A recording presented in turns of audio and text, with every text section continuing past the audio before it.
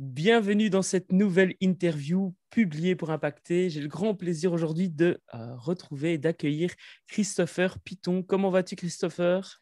Eh ben, David, je vais super bien et merci à toi pour l'invitation et j'ai hâte d'échanger autour de l'univers du livre. Eh bien, moi de même. Alors, avant d'aller plus loin, toi qui regardes cette vidéo, cette interview, sens-toi libre de recevoir ton exemplaire de Publier pour Impacter. Tu peux recevoir cet exemplaire. Regarde, toutes les informations sont dans la description de cette vidéo. Et aujourd'hui, j'ai le grand plaisir d'accueillir donc Christopher Piton, qui est auteur d'un livre notamment sur LinkedIn. Et tu es donc, ton positionnement, c'est coach LinkedIn.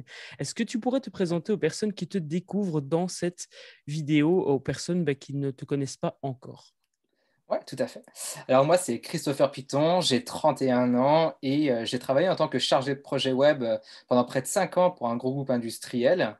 Et depuis 2 ans, donc, je suis coach et formateur LinkedIn. Donc moi, j'accompagne surtout les indépendants et petites entreprises à développer leur activité sur ce réseau social professionnel, mais surtout avec une approche qui est plus orientée sur la création de contenu. Donc je les aide vraiment à se bâtir une réputation forte, à monter en compétences en écriture persuasive et générer des prospects dans une vision vraiment long-termiste. Et je suis aussi l'auteur d'un livre qui s'appelle À la conquête de LinkedIn, qui a été paru aux éditions Erol le 3 décembre 2020. Yes, félicitations pour cette belle sortie. En plus, Merci. donc, tu viens de le citer, tu t'es fait publier par une maison d'édition, la fameuse maison d'édition Erol, bien connue en tout cas, même du grand public. Alors, avant d'aller plus loin, est-ce que tu peux peut-être nous expliquer ou nous donner un exemple de ce qu'est ton métier aujourd'hui? Parce qu'en fait, LinkedIn, c'est quand même très large. On peut trouver des clients en les contactant, mais on peut aussi faire de la publicité LinkedIn, etc. Donc, est-ce que tu peux Ouais. peut-être nous donner un exemple de ce que toi, tu fais aujourd'hui pour toi et pour tes clients? Comme ça, les personnes qui nous regardent ont vraiment Mhm. compris quel est ton métier Ouais. de coach LinkedIn, du coup. Ouais, tout à fait. En fait, moi, l'objectif, c'est que j'accompagne mes clients, donc notamment des indépendants et petites entreprises, à développer leur réputation sur la plateforme et du coup, grâce à la mise en place d'une stratégie de contenu. Donc, en gros, ça passe de la clarification de leur positionnement, de leur offre et donc du coup de leur cible. Parce que si ça, c'est pas bien clair, et le profil ne sera pas bien optimisé et la stratégie de contenu n'aura pas d'impact. Donc, une fois que ça s'est fait, on optimise le profil. Après, on met en place une stratégie pour faire croître son réseau et vraiment dans une optique de fédérer une communauté, fédérer une tribu et finalement fédérer des gens autour de notre activité, de notre expertise. Et enfin, je les accompagne sur mettre en place une stratégie éditoriale, un calendrier éditorial et aussi des ateliers d'écriture pour savoir euh, comment écrire de manière persuasive pour que les gens lisent un contenu jusqu'au bout, interagissent et puis finalement nous contactent. Et ensuite, l'établissement d'un suivi des performances des publications pour savoir ce qui a fonctionné ou non, dans l'optique de réitérer, tester et toujours avoir des publications qui sont de plus en plus performantes. Donc voilà vraiment comment je fonctionne. Donc pas dans une stratégie de prospection froide, pas dans une stratégie de publicité LinkedIn, mais vraiment dans un accompagnement de se bâtir une réputation pour devenir une référence sur son secteur d'activité. Excellent. Donc, il y a vraiment cette notion de, premièrement, positionnement, et puis on va créer du contenu pour attirer les gens plutôt que d'aller les chercher, si j'ai bien Ouais. compris. C'est ça, ouais. Mais il y a quand même une démarche quand même proactive qui est, on crée du contenu, mais on ne crée pas du contenu pour du contenu. C'est-à-dire, une fois qu'on a créé ce contenu-là, comment faire levier pour entrer en contact avec les bonnes personnes qu'on aura identifiées en amont avec le positionnement et finalement créer des vraies conversations. Et c'est de ces conversations-là qu'on va potentiellement qualifier les prospects, voir s'il y a une opportunité commerciale et pourquoi pas, si ce n'est pas le cas, s'il n'y a rien, est-ce que ces personnes-là peuvent être des prescripteurs et finalement recommander nos offres, notre activité auprès de leur réseau à eux. OK. Donc, c'est vraiment cette notion de tisser des relations humaines au travers du réseau LinkedIn. Et donc, même si la personne n'est pas une cliente potentielle, elle peut potentiellement nous conseiller ou même nous-mêmes, on peut la mettre en relation avec d'autres professionnels. Et ce qui est bien, c'est que du coup, on reste dans l'esprit des personnes, on est là et peut-être qu'un jour, elles repenseront à nous quand elles auront besoin de telle ou telle chose que nous, on propose, d'où l'importance du positionnement clair. C'est ça, Parce que c'est exactement. important que les gens sachent ce qu'on fait. Super. Et du coup, on va parler du livre À la conquête de LinkedIn. Justement, ben, je suppose que ce livre est inscrit dans une stratégie plus globale. Est-ce que tu Mm. peux peut-être nous expliquer pour quelles raisons toi, tu as décidé d'écrire ce livre À la conquête de LinkedIn et justement, ben, qu'est-ce que ça... Enfin, comment est-ce que tu l'inscris dans une stratégie, dans ta propre stratégie, du coup, d'acquisition de Ouais. clients? Ouais. Alors, pour faire simple, moi, mon livre, en fait, il se base comme plutôt on va dire un produit d'appel.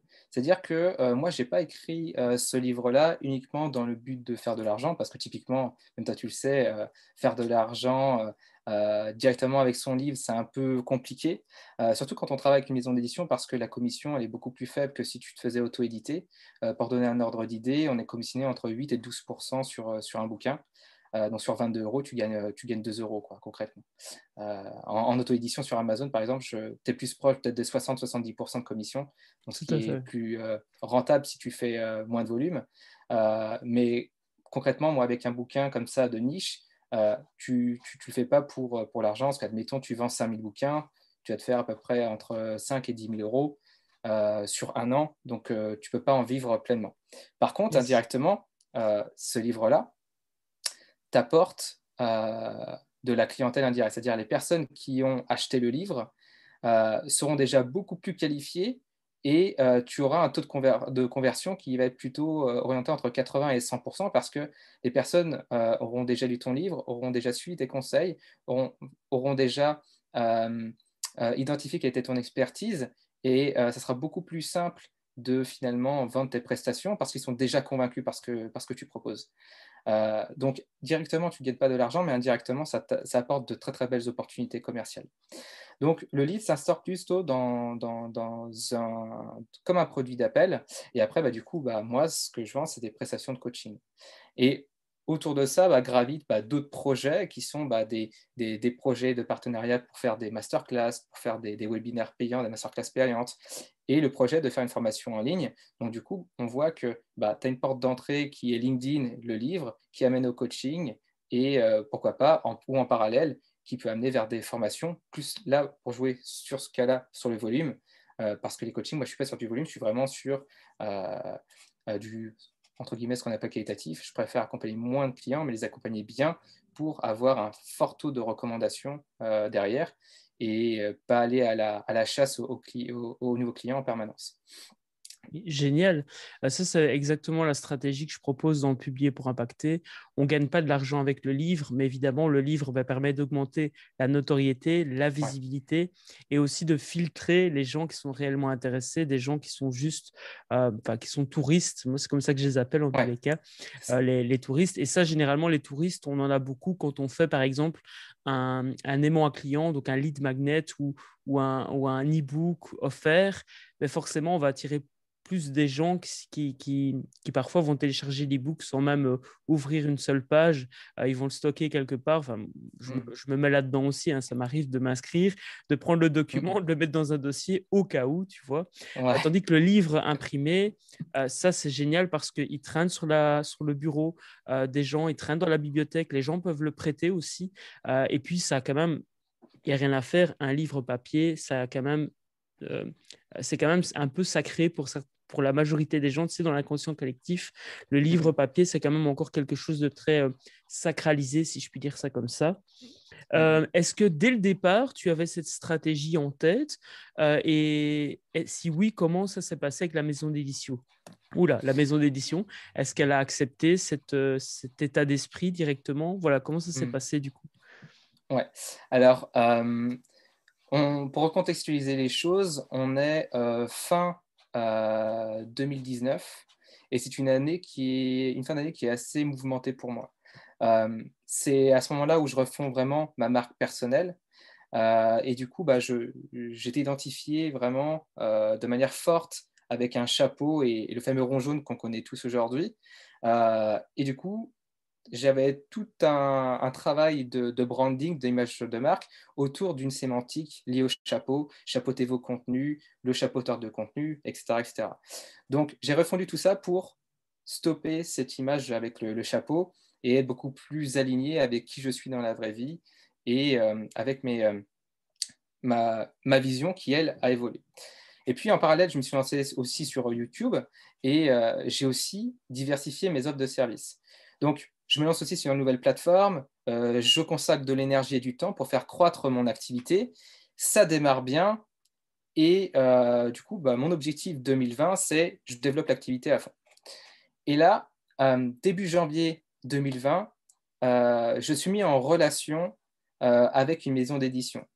Donc, ce qu'il faut savoir, c'est que je suis client d'une formation de Stanislas Leloup et forcément, quand on est client, on pose quand même pas mal de questions, en tout cas c'est mon cas, pour monter en compétence, etc. Et il s'avère que j'ai été identifié aussi par Sam quand la personne un petit peu liée avec LinkedIn. Et janvier 2020, il me renvoie un mail pour me dire la maison d'édition Erol est en train de chercher des professionnels pour compléter sa collection parce qu'ils n'ont pas de livres autour du sujet LinkedIn. Et du coup, ils sont en train de chercher des professionnels sérieux pour écrire un livre. Donc là, la maison d'édition envoie finalement des mails ou on parle directement au téléphone avec les auteurs du moment et quelques auteurs qui ont déjà écrit et publié des livres chez eux pour finalement trouver un professionnel qui sera en mesure de répondre à ce besoin-là. Et du coup, Stan me met en relation avec cette maison d'édition. Et pas que moi, il y a aussi une autre personne. Et puis j'imagine que d'autres auteurs ont mis en relation la maison d'édition avec des professionnels sur LinkedIn. Et du coup, c'est à partir de là que tout se joue. Est-ce que moi, tu vois, Christopher, j'ai la légitimité pour écrire un livre? Fameuse question. Ouais, On y reviendra après si tu ouais, veux. ouais. Il y a cette question-là. Et une autre question qui est, mec, c'est peut-être l'opportunité d'une vie et elle ne va pas se représenter deux fois. Donc j'ai ces deux questions-là qui sont, est-ce que c'est le bon moment pour moi pour écrire un livre alors que je viens de commencer une nouvelle année dans l'objectif de faire croître l'activité. Donc, je suis pris vraiment dans ce dilemme-là. Est-ce que finalement, ce projet de créer un livre, ce n'est pas un objet brillant? Est-ce que c'est vraiment, ou est-ce que c'est peut-être un éventuel tremplin? Et donc, du coup, voilà, je réfléchis à tout ça, je prends un peu le temps pour réfléchir, et finalement, j'accepte cette mise en relation. Et à partir de là, je me lance dans ce projet en travaillant sur un projet de livre, parce qu'après, on est mis en concurrence. Et une fois que tu travailles sur un projet de livre, l'intégralité de tous les potentiels auteurs qui ont soumis ce projet-là va être, lui, soumis à un comité de direction et ils vont choisir le projet qui leur semble le plus pertinent. Et donc, du coup, par chance, mon projet a été retenu et j'ai pu ainsi commencer à écrire le bouquin. Mais c'est vrai que je me suis dit, si je me lance vraiment dans ce projet, il faut impérativement que je maintienne mes revenus parce que ça va me demander beaucoup de temps. Et surtout, si tu te lances dans un projet d'écriture d'un livre, il faut impérativement que tu en fasses ta priorité numéro une parce que moi, je ne voulais pas, tu vois, non plus bâcler le travail, surtout que derrière, tu peux accueillir moins de clients et vraiment devenir un auteur, en tout cas de référence sur cette thématique-là. Donc vraiment, voilà, l'objectif, c'était ultra focus sur le livre, quitte à ce que ça demande des sacrifices. Yes, parce qu'en fait, le livre représente le travail que tu fais. Du coup, si le livre est bâclé, les gens ne vont pas venir vers toi pour continuer après. Ça, c'est aussi un point important, un point d'orgue que moi je mets parce que bon, la majorité de mes livres sont auto-édités. Et ce qui se passe, c'est que j'engage malgré tout des graphistes pour faire la couverture, pour faire la mise en page à l'intérieur, etc. Parce que ça représente qui nous sommes en fin de compte. Et du coup, si le livre n'est pas beau, n'est pas bien écrit, est plein de fautes d'orthographe, etc., eh bien, malheureusement, ça décrédibilise le travail. Juste Ouais. peut-être pour les personnes qui sont intéressées d'être publiées par une maison d'édition, quand tu dis que tu envoies un projet de livre, est-ce que c'est un livre complet? Est-ce que c'est un document qui reprend peut-être les idées de chapitres qu'on a avec peut-être une explication de chaque chapitre? Comment ça se passe en fait du coup ce projet de livre que l'on envoie à une maison d'édition? Ouais. Alors après, moi, c'est vraiment en lien avec Erol, donc je ne sais pas comment ça fonctionne chez D'accord. Lunode ou Ok. d'autres maisons d'édition. Mais concrètement, comment ça s'est passé pour moi, c'est que on m'a demandé d'envoyer un projet de livre. Mais dans ce projet de livre, on me disait voilà, de soumettre une introduction, une biographie, euh, un chapitre en entier et finalement quelques autres idées. Mais on ne m'a pas dit, voilà, dans un projet de livre, il faut qu'il y ait telle rubrique, telle rubrique, telle rubrique, telle rubrique, pour finalement maximiser tes chances que ton projet soit retenu. Et forcément, comme je faisais partie de la communauté de Stanislas Leloup, je lui ai posé la question de savoir qu'est-ce qu'on met réellement dans un projet de livre pour maximiser mes chances. Et donc, du coup, il me disait bah, voilà, que lui, il avait rajouté bah, la manière dont il allait promouvoir son livre, qui il allait contacter pour le promouvoir. Donc, il y a vraiment cet aspect marketing qui était important à prendre en compte pour finalement montrer à la maison d'édition que tu as un certain réseau pour bah, vendre plus de livres. Parce que après tout, l'objectif d'une maison d'édition, c'est de vendre des livres pour que vivent aussi de cette activité-là, ce qui ne font pas faire produire des livres pour faire produire des livres. Et du coup, moi, je suis allé encore plus loin. J'aurais présenté un projet de plus de 40 pages, sans compter le chapitre écrit. Et le responsable d'édition m'a dit, j'ai jamais reçu un projet de livre aussi complet. Je suis allé beaucoup plus loin. J'ai fait une introduction très très pointue, j'ai fait un chapitre entièrement détaillé, j'ai proposé déjà une ébauche de plan du livre. J'ai vraiment détaillé tout le processus marketing que j'allais mettre en place. Euh, j'ai fait une étude concurrentielle sur le marché du bouquin par rapport à ce sujet-là, expliquer en quoi moi mon livre va être différent et en quoi ça va intéresser mon public, et une étude bah, sur le marché. Finalement, est-ce que la cible que je vise va potentiellement bah, acheter ce livre-là et est-ce qu'il y a suffisamment de volume parce que c'est ce qui les intéresse.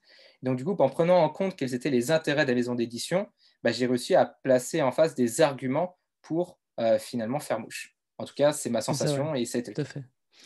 Donc, en fait, tu as fait vraiment le travail que la maison d'édition est censée faire à la base. Et ce qui est intéressant, c'est que toi, tu l'as fait pour toi. Et l'intérêt aussi, enfin, je trouve personnellement, c'est que ce sont des étapes importantes quand on s'auto-édite aussi. Donc, toi qui regardes cette vidéo, cette interview, prends exemple sur ce que vient de nous partager Christopher, parce que clairement, ce sont des choses qu'il faut faire avant même de démarrer l'écriture du bouquin. Parce qu'effectivement, si tu écris un livre qui n'intéresse personne, ben forcément, le livre ne se vendra pas. Si tu écris un livre sur une thématique où il n'y a pas beaucoup de recherche, avec pas beaucoup de marché ou autre, ou même il n'y a pas de concurrence, il faut s'inquiéter parce qu'il y a un moment donné où l'objectif, c'est quand même de trouver son public. Un autre point intéressant, je trouve, dans ce que tu dis, c'est cette notion que si tu n'avais pas été choisi, rien ne t'aura empêché de toi-même autopublier ton bouquin au final. Ouais, exactement. C'est C'est très super juste.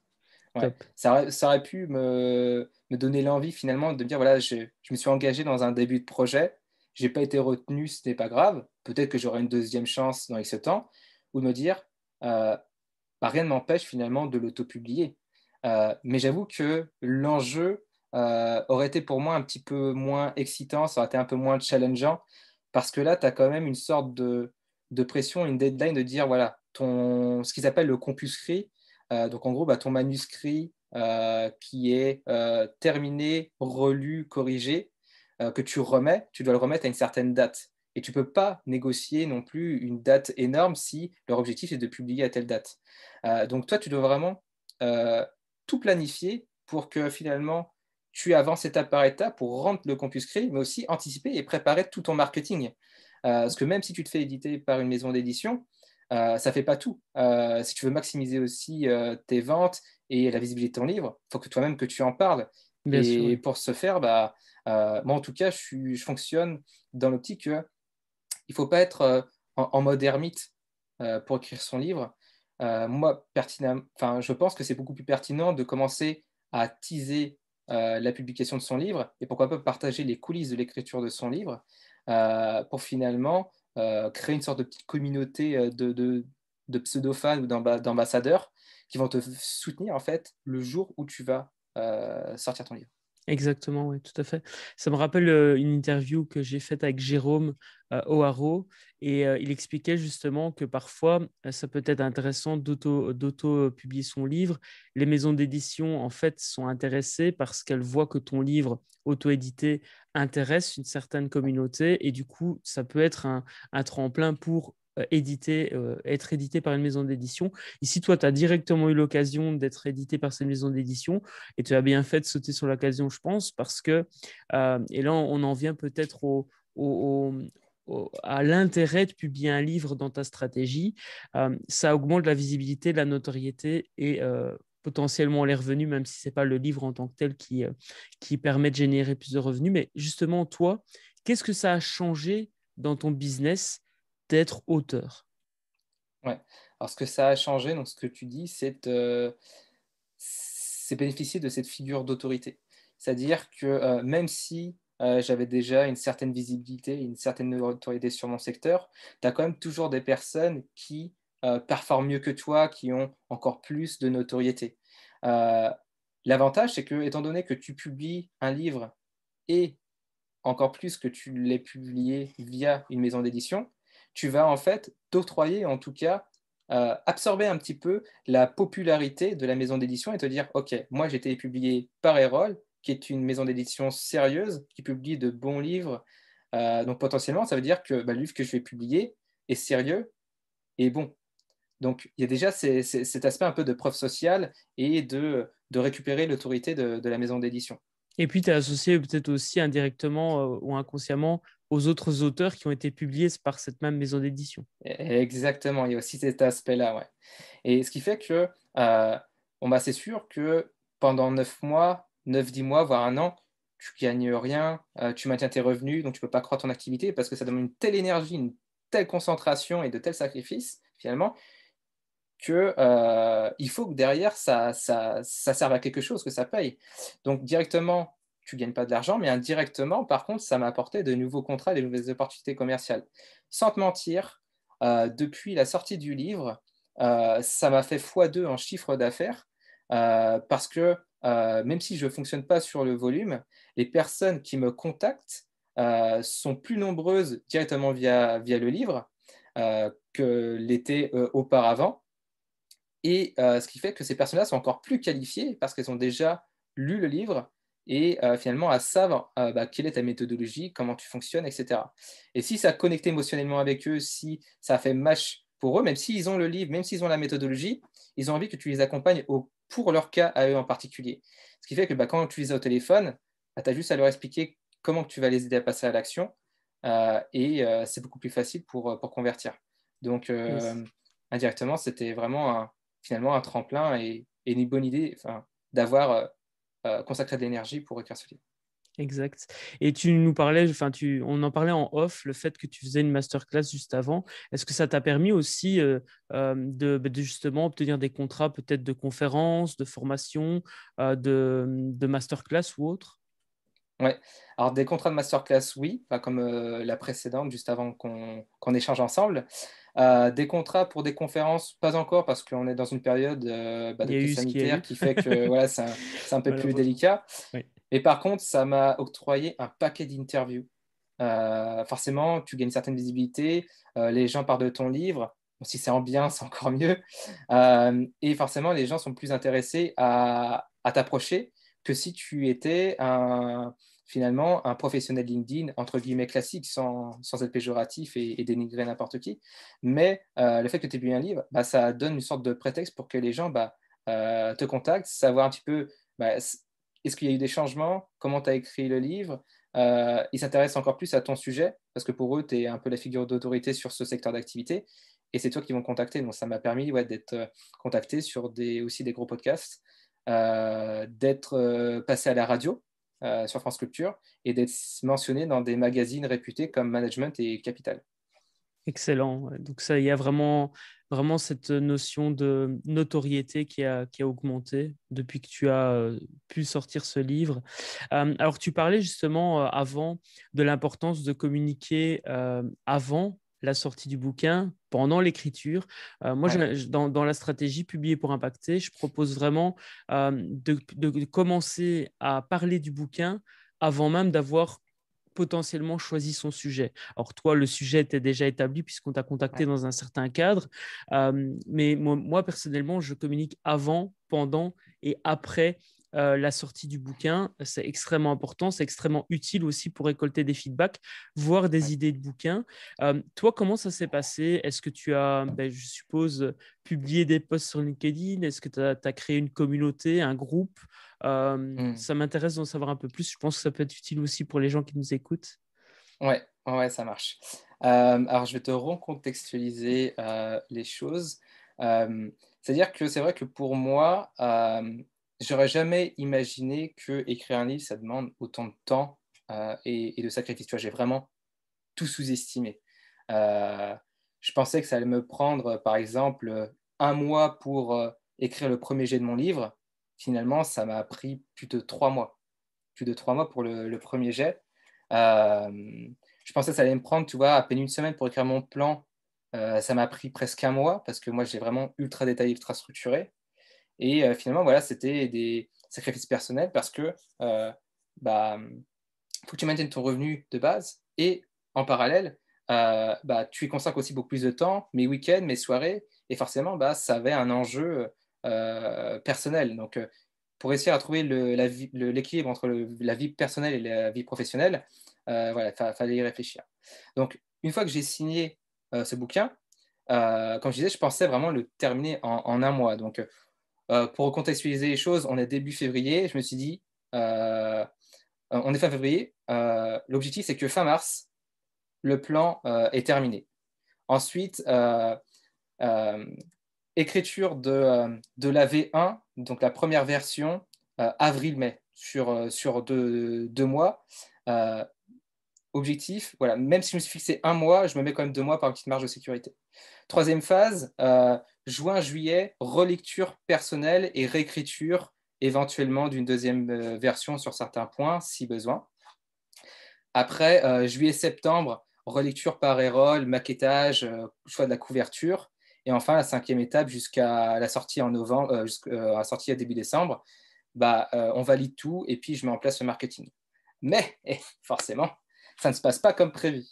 Je sous-estime beaucoup mon temps de recherche et d'écriture. Donc, je me suis dit, voilà, je vais écrire 1000 mots par jour. Et comme ça, je suis sûr que voilà, en 1 à 2 mois, c'est réglé, le premier jet du livre est fait.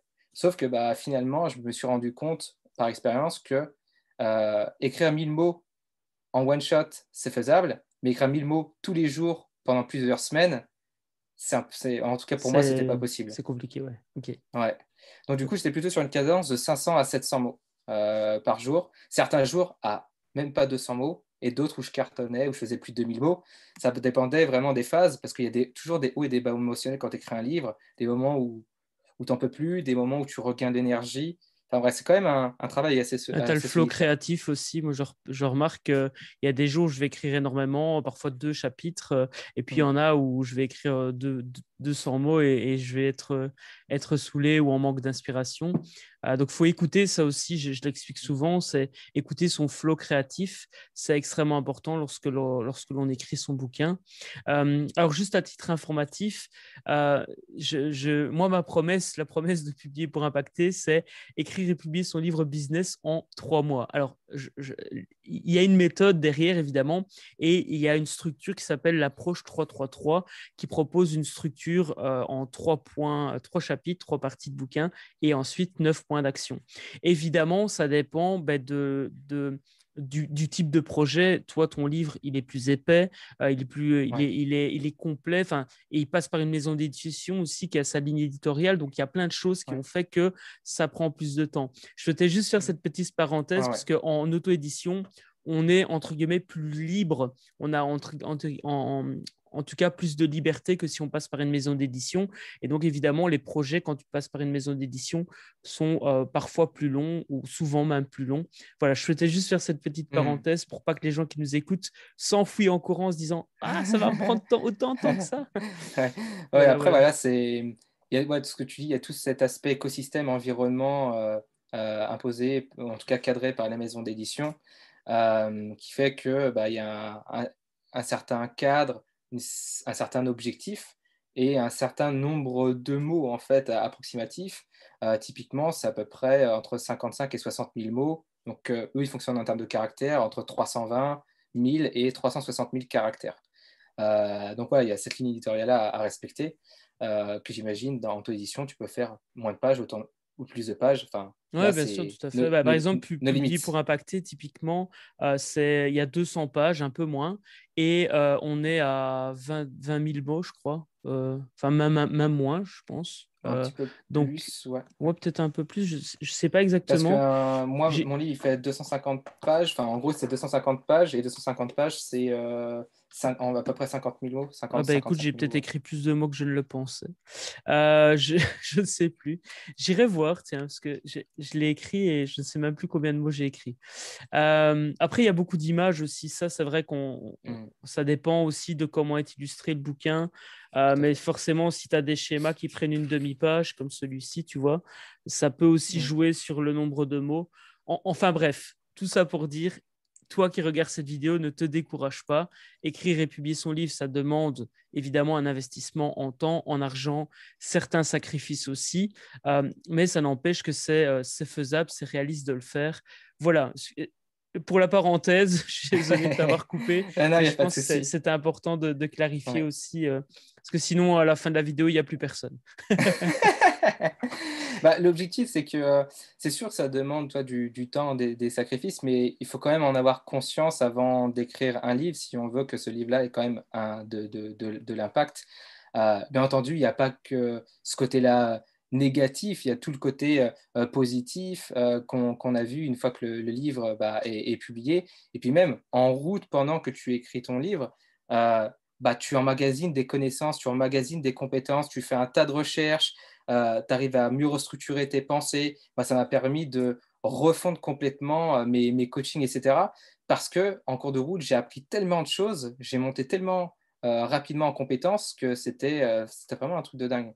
Euh, donc, pour en revenir à, à la suite Au niveau chronologique, aux communications, oui, tout à fait. ouais, en fait, finalement, bah, je refais mon planning. Et pourquoi? Parce que début juillet, je vois passer un email d'un autre auteur chez Erol qui s'appelle Axi Minkela et qui a publié un livre qui s'appelle Freelance, l'aventure dont vous êtes le héros.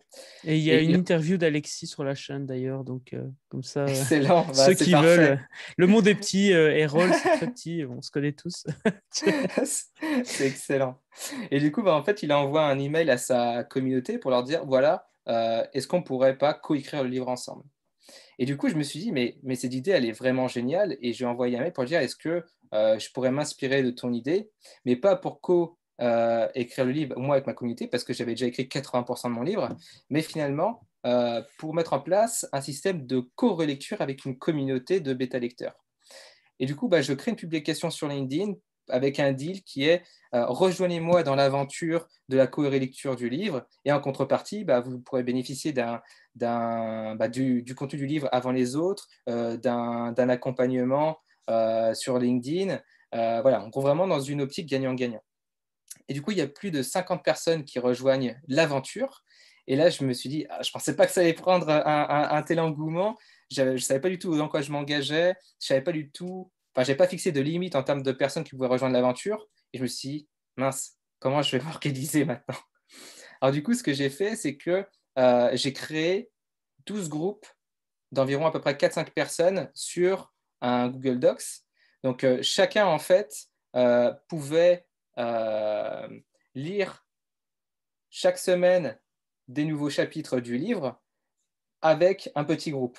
Parce que moi, sinon, ça allait être totalement illisible d'avoir tous les commentaires de 50 personnes sur un même fichier. Ça aurait été trop hardcore.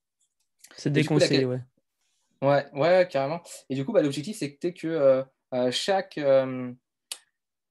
groupe relisait 2 chapitres par semaine, donc chaque vendredi, il y avait 2 nouveaux chapitres, ce qui faisait que moi, ça me permettait de rendre mon livre, en tout cas le Campus-Cri, avant fin août. Parce que pour rappel, on est début juillet. Et du coup, je prends en compte tous les échanges, les commentaires sur ces fichiers-là. Et je crée aussi un groupe sur LinkedIn pour que finalement, chaque groupe qui était dispatché sur des Google Docs puisse venir débattre sur ce groupe privé LinkedIn sur chaque chapitre, ce qui permettait de créer une émulation de l'intelligence collective et finalement de faire ressortir encore plus quels étaient les freins, quelles étaient les choses qui leur ont moins plu, les choses qui leur ont mieux plu, quelles seraient leurs remarques, leurs suggestions, etc. Donc l'idée, c'était de me dire, OK, je prends en compte toutes ces informations-là, mais qu'est-ce que je fais comme choix derrière?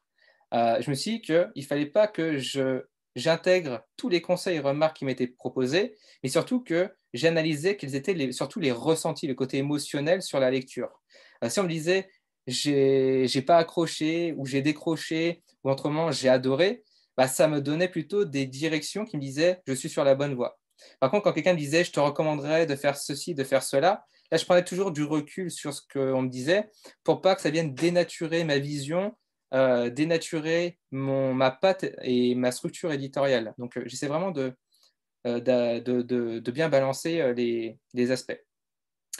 Et du coup, s'ensuit après une phase de réécriture où là, tu te dis, c'est bon, tu viens quasiment de faire ton premier jet, tu as quasiment écrit le livre, c'est presque fini. Et là, tu te dis, allez, non, faut que tu te replonges dedans dans les premiers chapitres que tu as écrits il y a déjà plusieurs semaines, voire mois. Et là, tu reçois un tas de remarques qui te dit ouais, non, il faut que tu réécrives les 2 chapitres parce qu'on n'a pas accroché. Et là, il y a 10, 20, 30 personnes qui te disent la même chose et tu te dis non, moi j'avais une fausse perception, j'étais persuadé que les 2 premiers chapitres étaient vachement excellents. Et là, je me rends compte que de mon point de vue, c'était excellent, mais du point de vue des lecteurs, ça ne l'était pas. Et là, il fallait impérativement réajuster. Et j'ai réécrit plus de 3 fois les 2 premiers chapitres parce que c'est vraiment les éléments les plus importants, parce que c'est là où le lecteur entre dans ton livre, il faut impérativement qu'il accroche dès les premières lignes. C'est ça. Et Donc, voilà, comment est-ce que tu as transformé du coup ces personnes après en ambassadeurs pour qu'ils parlent de ton livre, etc., par rapport à la communication? Est-ce que tu leur as proposé peut-être faciliter la tâche en préparant des posts à l'avance? Comment ça s'est passé pour toi? Ouais, alors l'idée c'est que ces personnages, je leur ai tout simplement demandé si elles étaient partantes pour faire des mini-capsules vidéo. L'idée c'était de faire une petite interview avec moi. Donc en gros, ces personnes-là m'interviewent et en me posant une question. Donc ils me posent une question en lien avec LinkedIn, bien entendu. Moi, j'y réponds. Et après, ça fait une capsule vidéo de 2 à 4 minutes que eux publient sur leur profil. Et moi, je viendrai interagir dessus pour donner la visibilité à cette publication-là. Excellent. Et du coup, j'ai fait plus d'une quarantaine de micro-interviews. Donc là, ça m'a demandé un paquet de temps pour bien mettre ça en place et puis pour faire les montages. Parce que je me suis rendu compte aussi que les personnes qui m'interviewaient n'étaient pas à l'aise au montage vidéo. Donc moi, j'ai dû mettre en place un process pour finalement faire les montages à leur place pour qu'ils aient juste à publier la capsule vidéo. Et du coup, on a programmé 40 capsules vidéo le jour de la sortie des préventes du livre. Et comme généralement, il y a toujours plus qu'une question, on avait toujours 2 ou 3, j'avais une réserve de 40 à 80 autres capsules qui pouvaient être publiées le jour de la sortie du livre et quelques jours après la sortie du livre, pour créer encore plus d'engouement et finalement de bruit sur la toile autour de la sortie du livre. Yes, écoute, très inspirant. C'est vrai que c'est ce côté capsule, je n'y avais pas pensé. C'est très très pertinent au niveau marketing. Et donc c'est très intéressant. En plus, ce qui se passe, c'est que c'est un actif concret puisque cette capsule, elle peut être réutilisée dans le temps, elle peut être partagée, etc., voire même transformée, pourquoi pas, en podcast ou en article par la suite. Donc c'est très très pertinent. Ouais. Donc toi qui regardes cette vidéo, inspire-toi. Par rapport à la relecture, c'est vrai qu'il y a 2 phases de relecture. Il y a la phase de relecture sur le fond, donc tout ce qui est contenu, cohérence, est-ce que ça génère des émotions, etc.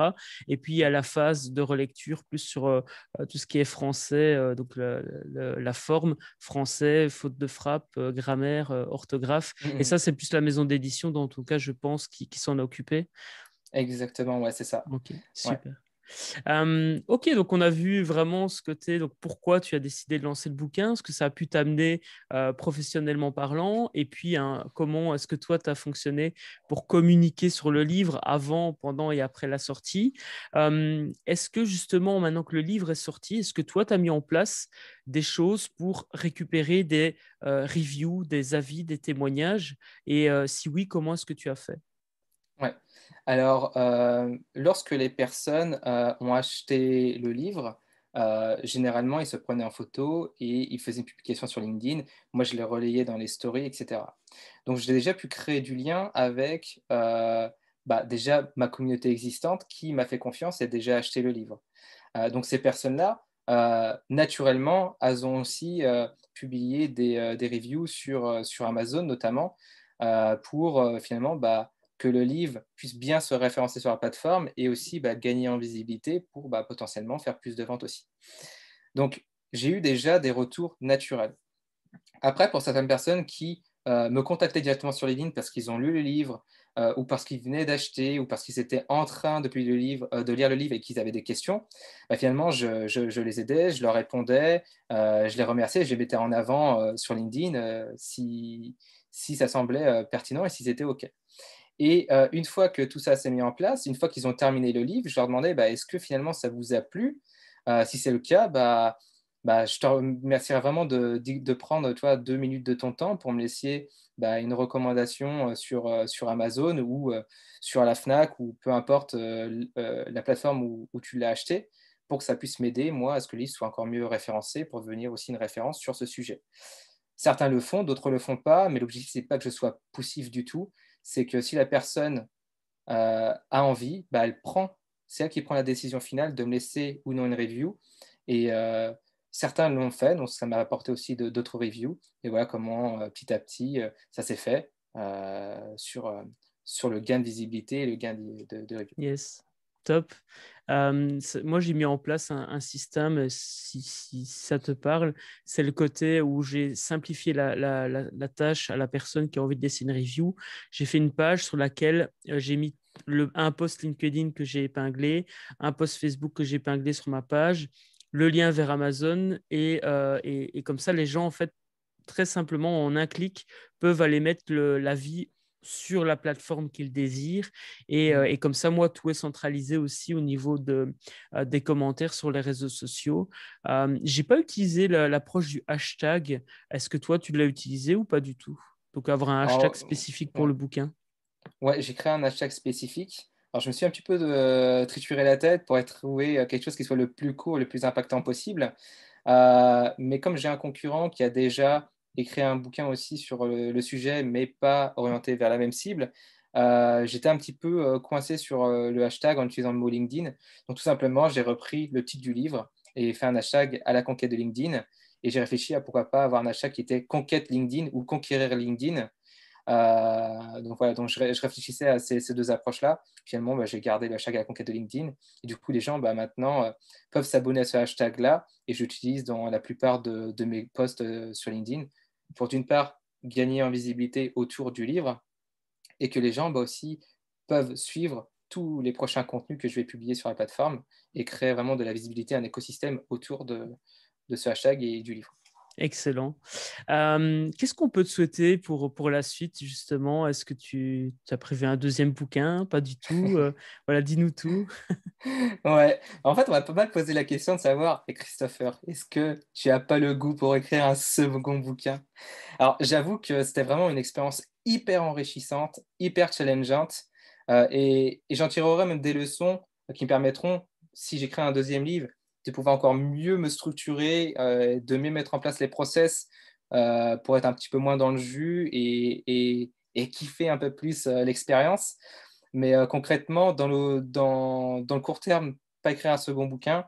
Et par contre, j'ai déjà noté plein de retours de lecteurs pour potentiellement faire une deuxième édition qui soit encore meilleure que la première. Et je pense qu'on aura une seconde édition qui va être aussi excellente. Une édition Euh, enrichie. ouais, c'est ça. Mhm. Ok. Je, Ouais. je viens de penser à une chose. On parle quand même d'un réseau social, de LinkedIn. Est-ce qu'il y a des screenshots du réseau social dedans? Est-ce que tu expliques en mode tutoriel ou bien c'est plus des contenus qui partagent la stratégie d'utilisation de LinkedIn ou un mélange des deux peut-être? Ouais. Alors ça, je me suis vraiment posé la question et j'ai pris le contre-pied de ce qu'il se faisait dans la publication de livres, à la fois dans des maisons d'édition, mais aussi en autopublié sur Amazon, et que ce soit en français ou dans la communauté anglophone. Et j'ai remarqué que la majorité des bouquins faisaient plutôt, la majorité des auteurs créent plutôt des bouquins avec des screenshots, un mode tutoriel, et du coup, n'allaient pas en profondeur sur la stratégie et les méthodes. Donc, ce que j'ai fait, c'est que moi, j'ai vraiment pris le parti de partager une méthode, une stratégie, et d'aller au-delà des simples hacks, au-delà de comment tu paramètres un compte, au-delà de finalement, il faut impérativement utiliser l'algorithme comme ça à l'instant T, parce que le problème, c'est que ton livre est périssable dans ce cas. Parce que le Exact. jour Ouais. où moi, mon livre est sorti, si j'avais fait des screenshots, j'étais dans la merde parce que 1 semaine, non, 3 semaines avant, ouais, 3 semaines avant, ils ont refondu l'interface. D'accord. Du coup, mon livre, il sortait, il était déjà obsolète. Le, Là, ça a été le grand le moment de pompon, panique et de quoi. solitude. Ouais, c'est clair. Donc, j'ai pris le parti de ne pas faire d'impression d'écran et de ne pas faire ça en mode tutoriel, mais plutôt de vraiment avoir ce côté narratif, que le livre se lise aussi comme un roman, même s'il y a un côté technique, et que toute la partie paramétrage, mise à jour de l'algorithme, eh bien, les gens peuvent, au début du livre, accéder à des bonus vidéo pour savoir comment bien tout paramétrer et s'abonner à ma liste email pour suivre finalement les mises à jour algorithmiques et les nouvelles fonctionnalités qui vont apparaître sur le bouquin. Comme ça, mon livre reste plus intemporel et ne subit pas les mises à jour constantes de la plateforme. Excellent. Bah, écoute, c'est exactement ce que je propose dans la stratégie publie pour impacter. Donc, On est c'est top. cohérent, c'est parfait. On est cohérent. Une dernière question avant de clôturer. Tout à l'heure, tu parlais du fait que écrire le livre t'a aidé à structurer tes offres, ou en tout cas à réfléchir par rapport à ce que tu proposais comme offre. C'est vrai que moi, j'ai aussi eu cette sensation quand j'ai écrit le livre. Et aujourd'hui, c'est un des avantages que je mets en avant quand je vends la méthode publiée pour impacter, c'est que ça aide à structurer ses offres. Notamment, moi, à l'aide de l'approche 3-3-3 dont je parlais tout à l'heure. Donc, on va vraiment diviser le parcours que le client doit faire pour atteindre la situation idéale pour lui et sortir de sa situation problématique. Et ça, je le propose en 3 étapes et 9 points d'action. Toi, comment est-ce que tu as construit ça et comment est-ce que justement l'écriture du livre t'a aidé au niveau de tes offres et la construction de tes offres? Ouais, alors c'est que moi, à l'origine, je cible avant tout des indépendants et des patrons de TPE, pour faire simple, de moins de 10 salariés. Donc ça, c'était avant d'écrire le livre. Donc j'ai toujours cette cible-là, mais ça m'a permis de encore mieux structurer mes coachings parce que j'ai effectué des recherches sur des références, sur des méthodologies, sur des concepts antérieurs à l'existence de LinkedIn pour les appliquer à LinkedIn. Et c'est des choses auxquelles je n'avais pas nécessairement pensé ou creusé avant de me plonger dans l'écriture de ce bouquin-là. Et depuis, ça m'a permis de monter en compétence sur la partie clarification du positionnement, et chose que je ne faisais pas dans mes accompagnements de base, et aussi de clarifier encore plus mes approches sur la partie réseautage, chose que finalement je faisais déjà, que je pensais bon, mais qu'en creusant, finalement j'ai découvert encore plus d'approches, plus de techniques, plus de méthodologies que j'ai après testé et implémenté et qui fonctionnent. Voilà, donc ça m'a permis vraiment de mieux structurer les choses et finalement d'avoir un positionnement qui est encore plus clair. Et aujourd'hui, je m'ouvre de plus en plus aussi aux entreprises parce que comme le livre s'adresse aussi aux indépendants, l'objectif, c'est pas que je cannibalise finalement la méthode du livre avec ma méthode de coaching. Donc c'est vraiment l'objectif du coaching, c'est que ça va au-delà du livre. Et le fait que j'ai déjà un produit d'appel pour les indépendants, l'objectif, c'est qu'après, je propose l'accompagnement aussi pour des entreprises, mais pas que des TPE, mais aller toucher maintenant des PME pour finalement monter aussi en compétences et avoir une approche complémentaire à ce que je propose avec le livre. Ouais, donc c'est vraiment un cercle vertueux parce que tu as le livre qui est un produit d'appel, qui en plus augmente ta notoriété, ta visibilité. Comme ton positionnement est clair, bah, tu deviens une référence dans ton domaine et cette référence te permet enfin en tout cas cette position de référence te permet eh bien, de travailler avec des clients que tu n'aurais peut-être jamais eu. Et en Mhm. plus, bah, ça t'a permis d'améliorer tes offres puisque tu as travaillé dessus, tu as construit, tu as appris des choses, tu as Mhm. expérimenté aussi des choses en coaching et en écriture. Et du coup, tout ça fait que c'est un cycle vertueux qui s'est mis en place. En tout cas, c'est comme ça que je le perçois. Dis-moi si c'est Bah, OK, tu as hein. super bien perçu les choses, c'est hyper bien résumé. Top. Chapeau. Eh ben, écoute, merci. Je propose qu'on clôture cette interview par la fameuse question qui est venue tout à l'heure, qui était en lien avec le syndrome de l'imposteur. Tout à l'heure, tu expliquais que voilà, quand on t'a proposé le livre, il y a quand même cette question qui t'a traversé l'esprit. Qui Mhm. suis-je, moi, Christopher, pour écrire un livre sur LinkedIn? Alors, Mhm. premièrement, comment est-ce que tu as dépassé ce syndrome de l'imposteur? Et puis, quels seraient les mots que tu aurais envie de dire à quelqu'un qui hésite encore à écrire son propre bouquin? Ouais, alors pour surpasser un petit peu cet effet de je ne suis pas légitime, je dis que si on m'a contacté, si on m'a mis en relation avec une maison d'édition, si mon projet d'écriture a été accepté, c'est que finalement, je suis compétent et que j'ai les compétences pour apporter de la valeur et écrire un bouquin qui va vraiment aider et impacter les gens qui vont le lire.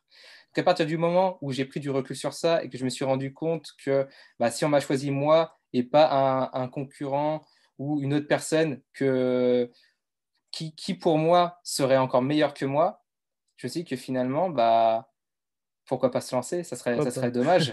Ça serait vraiment dommage. Yes. Donc il y a vraiment cet aspect-là qui m'a permis d'oser d'écrire le livre. OK. Et imaginons quelqu'un qui n'est pas contacté par une maison d'édition ou autre. Qu'est-ce que tu auras envie de lui dire malgré tout si au fond de lui, il a envie d'écrire un bouquin? Et je te propose qu'on clôture avec Ouais. ce mot-là. Ça serait déjà tout d'abord de structurer son sujet, savoir à qui il va s'adresser et commencer par écrire le plan et la structure de son bouquin.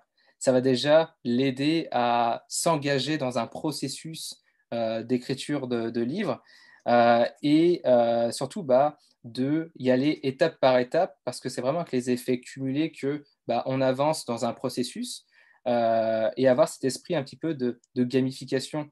Tu peux, par exemple, sur un tableau Excel ou un autre outil, te dire, OK, aujourd'hui, j'ai écrit tant de mots, je suis arrivé à tant de pourcentage d'écriture du livre. Et petit à petit, tu vois ta progression et ça te permet de dépasser cette peur de «Ah, je vais jamais y arriver jusqu'au bout». Parce que finalement, petit à petit, tu avances sur cette barre de progression et surtout d'en parler à son entourage et de ne pas rester isolé, parce que écrire un livre, c'est quand même une aventure assez solitaire.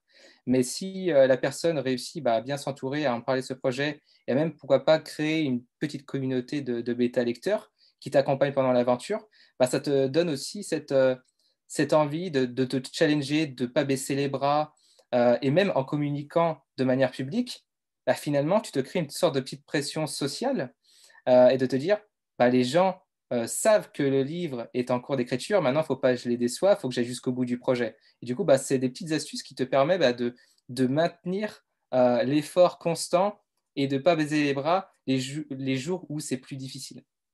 Eh bien, écoute, merci. L'astuce de l'engagement public, c'est une chose que j'utilise beaucoup. J'aime bien me challenger aussi, des challenges 30 jours ou des choses comme ça, c'est très, très Ouais. pertinent. Tout ça et bien plus encore, tu peux le retrouver dans le livre publié pour impacter. Donc, procure-toi ton exemplaire si ça fait sens. Toi qui regardes cette interview, Christopher, est-ce que tu peux nous remontrer ton livre aussi? Je mettrai toutes les informations dans la description si toi, tu veux te procurer ton exemplaire de la conquête de LinkedIn. De toute façon, il est disponible dans toutes les bonnes librairies, soit dans les rayons, soit sur commande, puisque tu es passé par une maison d'édition. Je te remercie en tout cas pour le temps que tu as consacré à la communauté publiée pour impacter. Si tu veux encore dire un dernier mot, je te laisse et puis on clôture l'interview. Ça marche. Bah, merci beaucoup à toi, David, pour l'interview et ça m'a fait plaisir de parler avec toi sur un sujet dont toi, tu es aussi expert. Euh, et du coup, un mot pour terminer.